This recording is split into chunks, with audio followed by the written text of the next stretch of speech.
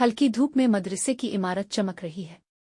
फिजा में अजान की आवाज, बच्चे वुजू करके कतार में आ रहे हैं। फातिमा मैडम नर मुस्कुराहट के साथ दरवाजे पर खड़ी बच्चों को खुश आमदीद कह रही है। इबाद, इब्राहिम और शमशीर तीनों दोस्त एक साथ दाखिल होते हैं। चेहरों पर रोशनी, आंखों में ख्वाब। नए दिन की नई रोशनी के साथ ये तीन दोस्त एक और सबक के लिए मदरसे पहुंचे। मगर आज का दिन उनके लिए कुछ खास था।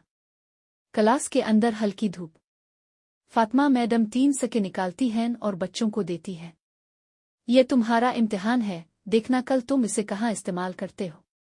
इबाद सोचता है किसी भूखे को खाना खिलाऊंगा। इब्राहिम सोचता है महफूज रखूंगा ताकि बड़ा काम करूं। शमशीर हंसता है, मीठा खरीदूंगा सबके लिए। मैडम खामोश रहती हैं मगर आंखों में नरमी है। फातिमा मैडम ने कहा, अल्लाह नियत को देखता है, चीज को नहीं। अब ये तीनों दोस्त अपनी नियत के इम्तिहान में दाखिल हुए। अगले दिन तीनों अपनी अपनी राह पर हैं। इबाद एक गरीब बूढ़ी खातून को देखता है। अपना सिक्का देकर कहता है, अल्लाह आपकी मदद करे। इब्राहिम मस्जिद के सदका बॉक्स में सिक्का डालता है। शमशीर मिठाई खरीद कर अपने दोस्तों में बांटता है। तूहे की नियतें अलग मगर दिल एक।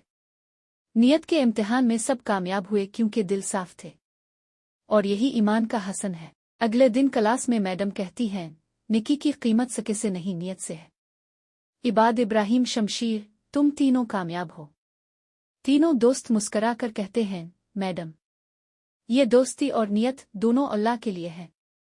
उस्ताद का सबसे बड़ा इनाम शागिर्द की नेकी है और आज फातिमा मैडम को इनाम मिल चुका था।